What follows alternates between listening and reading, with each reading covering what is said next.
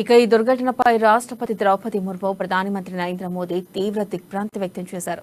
ఇటీవలి కాలంలో మన దేశంలో చోటు చేసుకున్న అతిపెద్ద రైలు ప్రమాదం ఇదేనని పలువురు చెబుతున్నారు.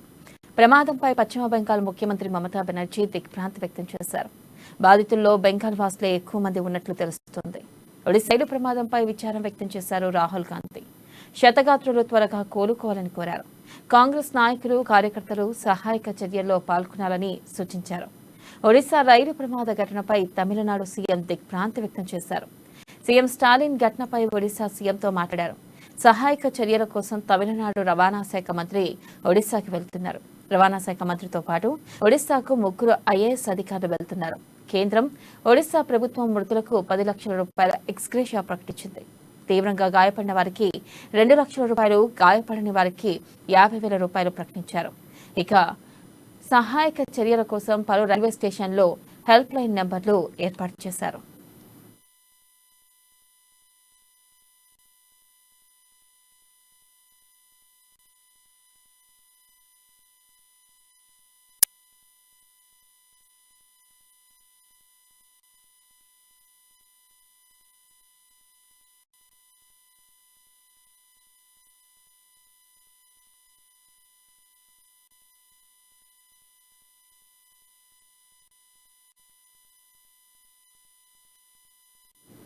ఇక ఒడిశా రైలు ప్రమాదంలో ఆ మార్గంలోని పలు రైలు సర్వీసులు తాత్కాలికంగా రద్దయ్యాయి. మొత్తం 18 దూర ప్రాంత రైళ్లను రద్దు చేస్తున్నట్లు అధికారులు ప్రకటించారు.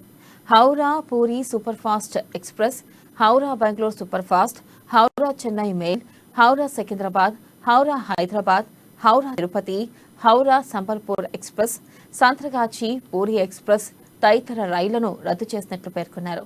గోవా, ముంబై వందే భారత్ రైలు ప్రారంభోత్సవాన్ని కూడా వాయిదా వేశామని కొంకణ్ రైల్వే అధికారులు ప్రకటించారు.